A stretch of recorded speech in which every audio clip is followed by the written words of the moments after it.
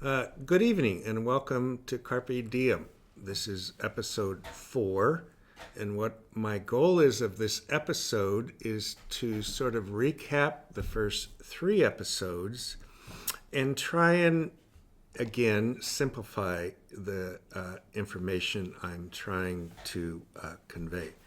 So in front of you, you have a flow chart that I created that in my mind really sets out democracy in the United States. So on the left, you have the Democrats. And what I've done is I've listed what I consider the basic sort of fundamental ideas of Democrats. Socially liberal, yes. Help less fortunate, yes. Freedom of speech, yes. Tolerance. Spread the wealth. The wealthy should spread it, which gives you sort of a live and let live mentality. And also, with the Democrats, racial equality, no question. Now, I didn't put those in any particular order, but that's sort of, in my mind, what the Democrats stand for. Republicans, I put number 1, which I really think is a big part of it, is Republicans want to protect their wealth. They don't want to spread it. You have Christian conservatism, which goes with women's rights and all the things that Christian conservatism gives you. They desire to cut costs. They desire to centralize authority so they are in control. They also want to balance the budget, although they have not. If you watched any of the previous episodes, the budget is not balanced. We're at $1.5 trillion a year underwater. That results in restricting rights. And the Republicans are obviously, I think, throughout this and what you see, they're racially biased. There's no question. So I look at this chart that I created, and democracy is on the top. And really, the next step down is democracy requires a two-party system, which requires negotiation and compromise between these two sides. So you look at the Democrats and Republicans, they have to negotiate, they have to have compromise, but that requires trust. And there is absolutely zero trust in any of our government operations anymore. And democracy won't work without trust between the Democrats and the Republicans. And if you have trust, then you will get respect. So by trust, what do I mean? Trust in our institutions, trust in fairness of how our judiciary is going to judge, trust in our voting systems. And that trust has to be for all Americans, not just MAGA supporters. And what is Donald Trump doing? He is doing everything possible to undermine trust in every institution we have. So go back to the chart.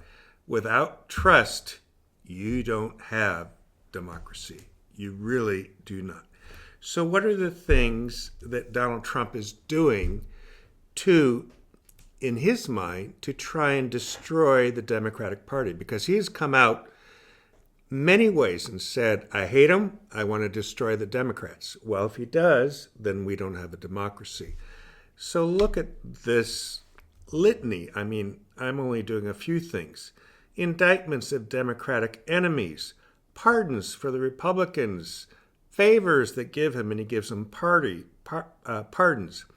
Gerrymandering to keep the Republicans in control of the House. Using federal funding as a cudgel against Democratic states, against universities. Immigration, big deal, we'll talk about that more, but immigration, obviously. So democracy is messy. It's very messy. It requires negotiation, it requires compromise, but that is necessary. And if you look at the history of our country, typically we have swung to the left or the right, but for the most part, we come back in the middle. So we'll go too far to the left, too liberal, too far to the right. That's not happening now. It's also very expensive because you have all these agencies that have their own governance, their own policies, so you have duplication. But there's a reason for that, because then you have a separation of powers. So that's trust. You have to have trust. Without trust, you won't get respect. Respect is really everything. And respect is not given. Respect is earned. It's earned based on how you perform, how you act, how you deal with things. And then the conflicts of interest, I put it over here. So conflicts of interest is a big deal to me. If you look at the definition of conflicts of interest, there is the appearance of a conflict of interest, and then there is an actual conflict of interest. The appearance of conflict of interest is almost as important as true conflict of interest. So I would say, so the Democrats, maybe Hunter Biden, should he have been a director on the board of Burisma? Probably not. Did he get that job because Joe Biden was president? Yeah, probably. Should he have done that? Probably not. I would call that an appearance of a conflict of interest. And I wish Joe had said, please, Hunter, don't do this.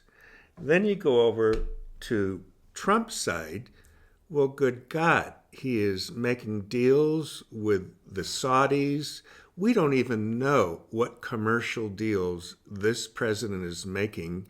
What deals is he making with Putin for his commercial business? Trump has an absolute conflict of interest, and I could go into it in great detail, but I won't do that right here. So the very bottom is the voting rights, the will of the people.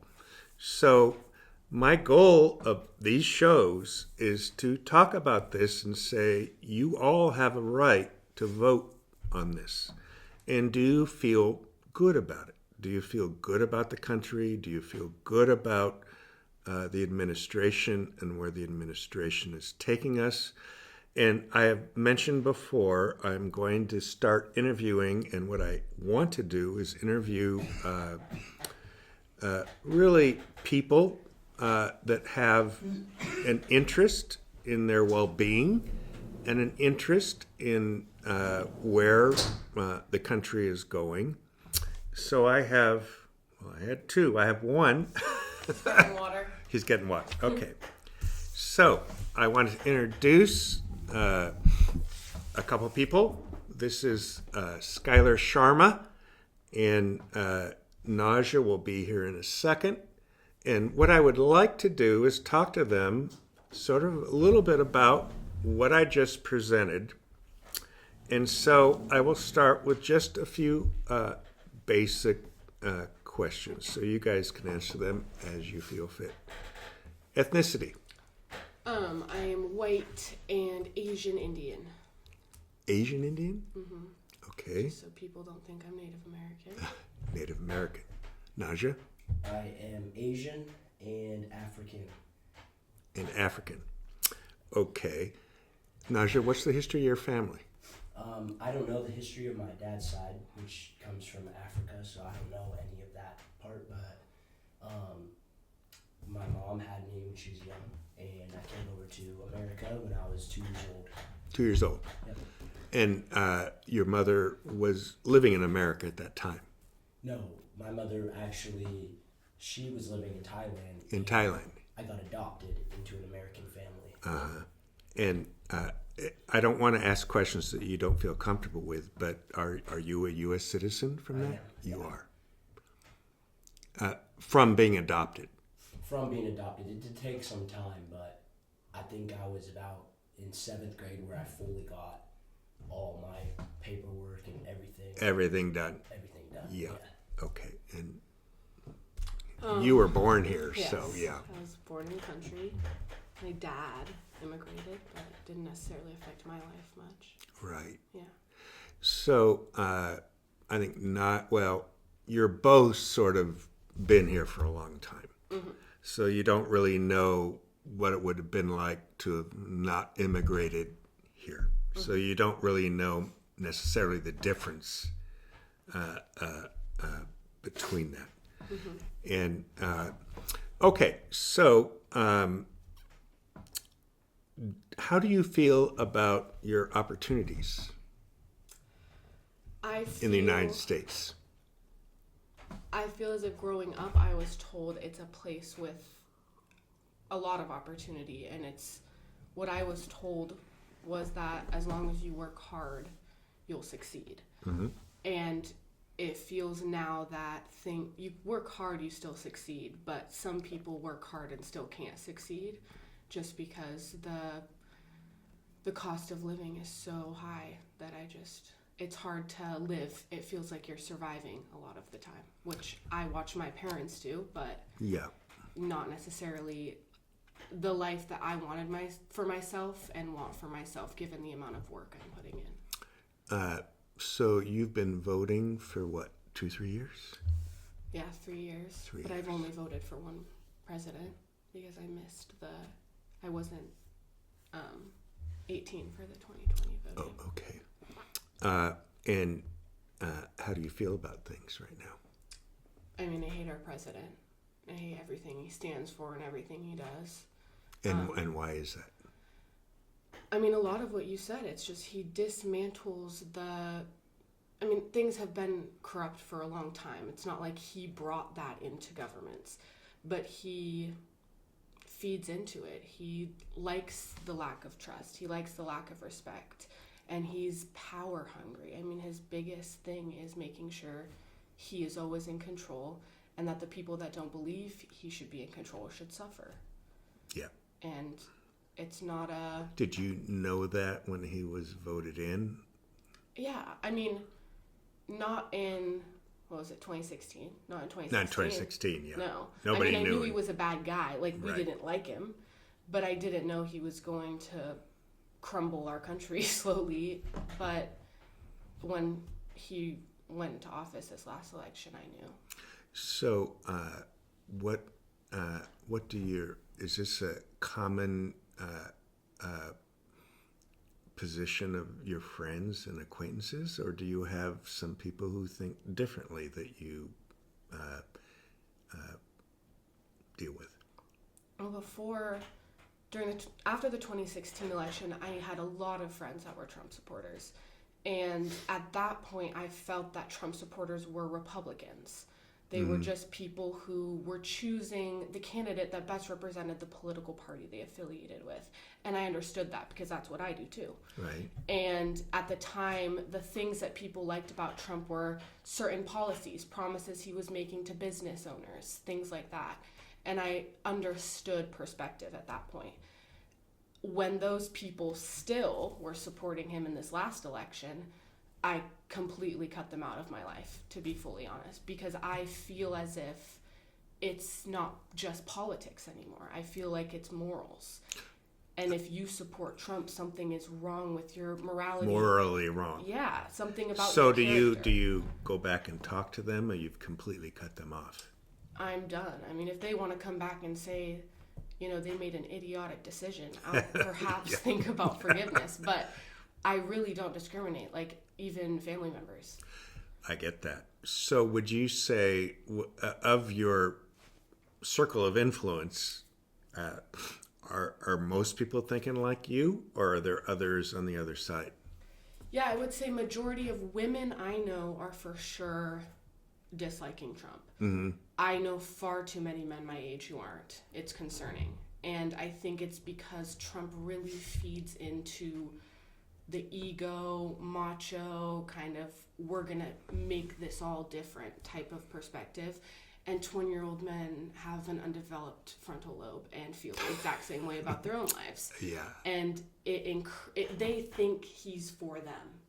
Like, they see something. But he's not. No, he doesn't care about any But of us. he doesn't care about Well, anybody but unless himself. you somehow make it into the top 10%, all he's going to do is hurt you. Yeah. So, yeah, I would say majority of people all the people I surround myself with are agreeing with me. Okay. Naja, how about you? What was that first?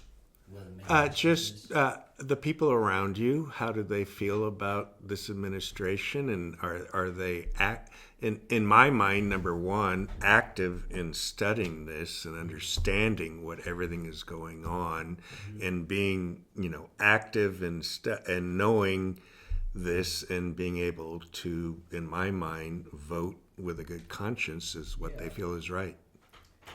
I mean, a lot of the people that I surround myself with, they don't really believe that democracy is a thing anymore. Me personally, too, I don't believe democracy is a thing anymore. And Why? Oh, wait, I'm going to interrupt you there. Why do you say that?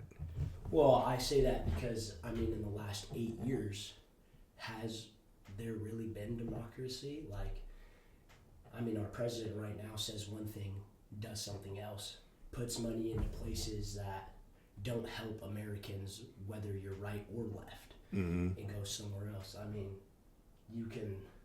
I mean, we're fighting wars that don't even involve us in it. Like, I don't know. I just feel like the whole democracy thing is just like a way for rich politicians to keep people kind of thinking that, oh yeah, my vote matters, when really I just feel like your vote is just a vote at the end of Okay, the day. well, let me correct that because I would think your vote does matter. And in talking and listening to what you're saying, I get how people would feel that way. But you guys are the ones who are going to change this country. You're the ones who are going to vote. And democracy, so you'd have to watch some of the previous episodes where I go through democracy. But it requires, like I did in this chart, discussion, negotiation, and people on the left and the right have to find a way to come together. And the problem with Trump is he takes no prisoners. He's like, it's my way or the highway, and I'm going to destroy you all, which is not the democratic way by any means. And we'll see how this ends. But I would encourage you guys to at least vote. I don't know if you have friends who don't vote because they're just sort of tuned out to it, but honestly, it does affect your life. So let's talk about this. Health insurance, Medicaid, the big beautiful bill, all those things is going to affect you guys. And so, and I will fully say it's not simple stuff. It's sort of complicated, and you have to sort of look at it and study it. But it's important, and it's important to the lives of everyone. I really do believe that. Not Trump necessarily. How do you guys, well, I hate to ask you this, how do you guys feel about all this immigration crackdown that he's doing?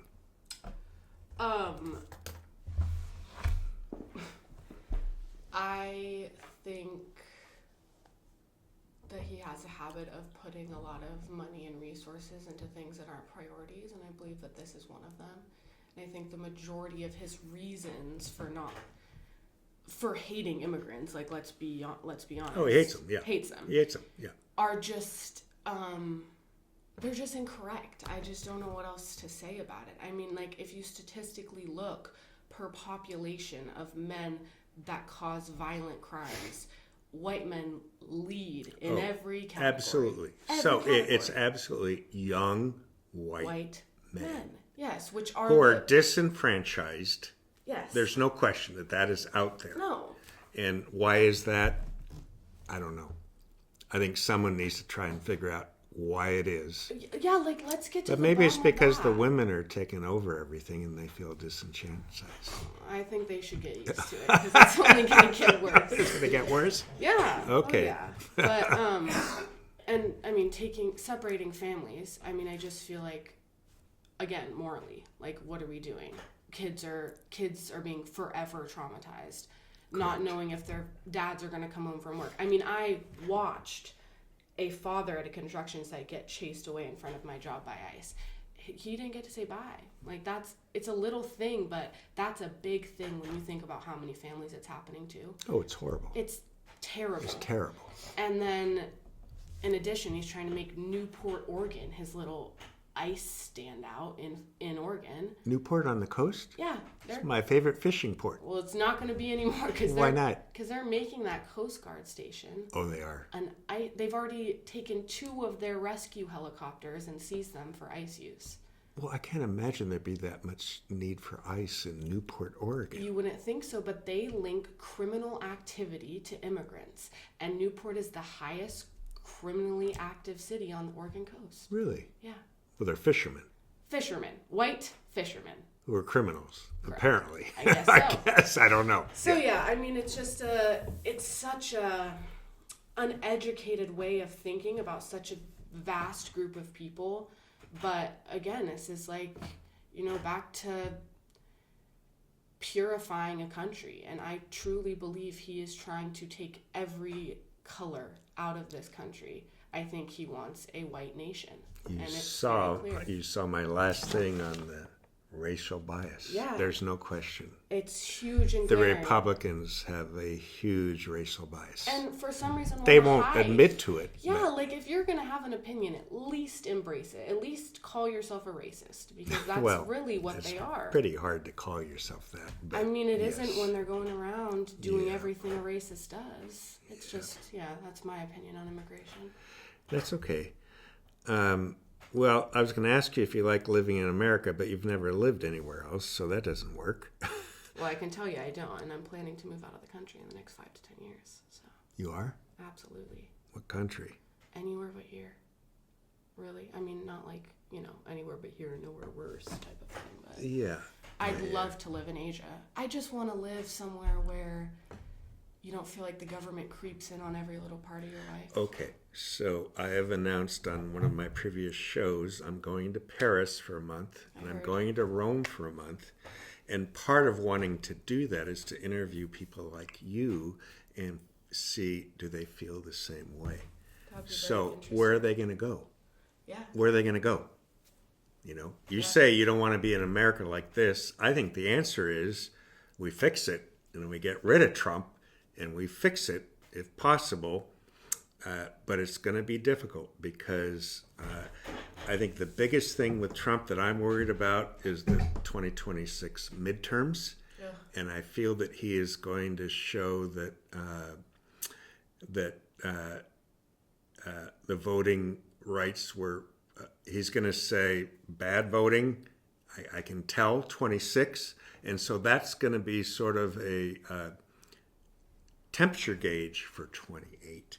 Now, he can't run in 28, technically. We hope. He can't run in 28, but I wouldn't put Unless we're in a anything war. over him. Unless we're in a war. Yeah. That's Yeah. what he's trying to do. Yeah. Get us in a Maybe. war. So, Naja, do you talk about this with your friends at all, or no? Yeah. You do. And what do they say? I got very different views though. Like, I don't know. To me, like about immigration specifically, I believe that I get the whole reason why we need immigration and we need policies and we can't have just open borders everywhere Right. because that There's got to be some rules. yeah, there's got to be some rules. Yeah. There's got to be some rules, but I do understand there's certain ways about doing it. You can't just grab every person that you see that is brown and say you're not a citizen, put them in jail just to figure out if they are or aren't a citizen. And that's been happening. Yeah, and I do know Absolutely. Obama did not kick out because that's the wrong term to use, but he legally deported way more people than Trump has ever done in his term. He just did it the right way, which we're seeing a lot of the wrong way right now. Families getting ripped apart, people getting kidnapped off the street. Well, as I understand it, and I'm not an expert on this, but there was a bill that was a bipartisan bill that was framed by a very strong Republican and a Democrat to fix. And I think one of the problems is they don't have enough judges. So they don't have enough judges for you to go through and get your process done. And I think to some degree, a lot of people say, well, hell with it. It's months. I'm just going to be illegal in here because I can't get through there. So anyway, that was a bill that was done, and Trump killed it. Mm-hmm. He killed it because he knew that would be a great thing to run on. And so what did he do? He didn't accept the bill, and he said, I'm going to kick you all out. And you know what? I really don't know, honestly, for myself, what voters who voted for him think about this, but I have a feeling, for the most part, other than the true and tried people in the administration, most people are not happy with it. Yeah. I can't imagine people being happy with military, with baklavas, no identification, pulling people off the street. No, That's never happened before. But then we think about, a lot of people at my work are Trump supporters. That I can't avoid. At work? Yeah, because I have to be employed. Yeah. And some of them watch nothing but Fox News. And if you've ever turned Fox News on, it's a bubble. I mean, it's like they're not seeing what's actually out there. It's people telling their people what's going on. And a lot of these people watching Fox News don't care to dig into it a little themselves. They just trust what the man in a suit told them on the screen. Skylar, so one of the things I did in one of my previous episodes was and it's hard to get facts because there's so much falsehood out there, right? Agree. But to get facts, in my mind, you have to get it from 3 sources. So you can get it social media, you can get it from the newspaper, or you can get it from Fox News. But triangulate and get your information from various different sources. Absolutely. So you can make your own informed decision as to what you think is right for you. And the other thing I also try and say is, I think sometimes people support a candidate that does one thing they like. And okay, I'm for this candidate because they do one thing. But what about the other 12 or 15 things that you don't like? So you sort of have to look at it with much broader stroke and really sort of look at it. I'd love to have options of people I like. I've only ever had the one that I don't Yeah. hate. Yeah, I know that. So. Well, you're not alone with that. Yeah. That's been going on for a while. So can I ask you, what are you two doing for health insurance? He doesn't have health insurance. No health insurance. And my parents pay for my health insurance. Health insurance is too fucking expensive. Is that it can't be California Fair Plan because you're Oregon. Where is it? They have lowered the Oregon Health Plan, what you can make. The Oregon Health Plan is for low income. For Medicaid? I don't know about Medicaid. Yeah.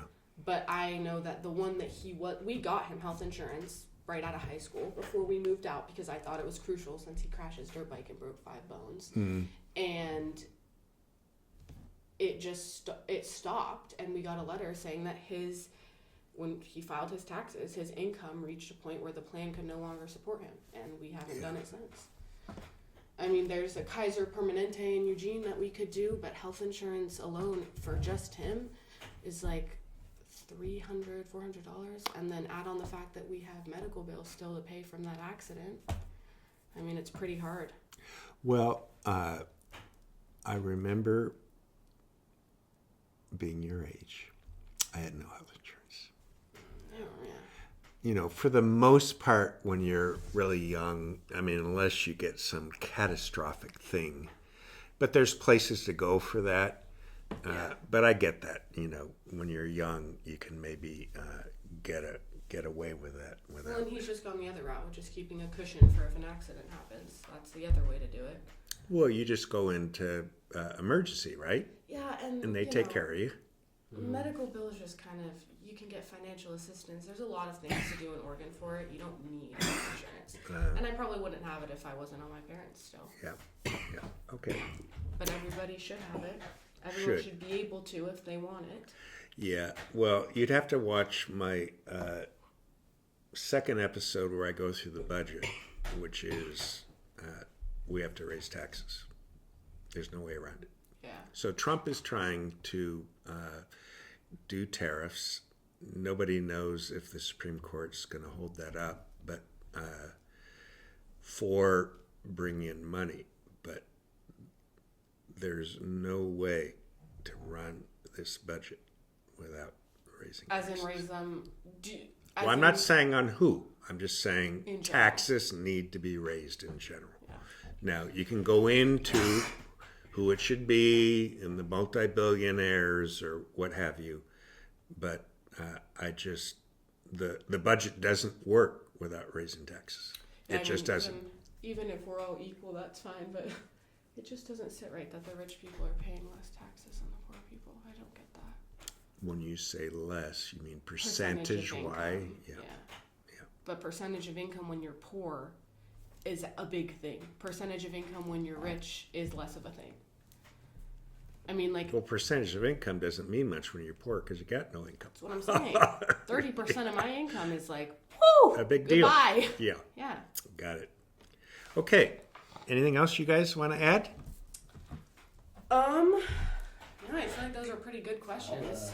I'll say it just feels like America these days is kind of like a shell company for a bigger like country. It just feels like we kind of are just like,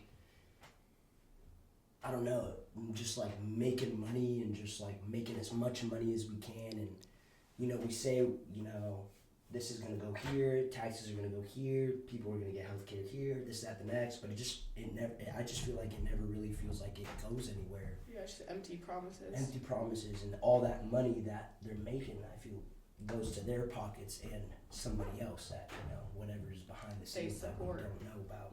Yeah. Yeah, there's no question that's out there. Yeah. Okay, thanks very much, you guys. Of course, thanks for having us.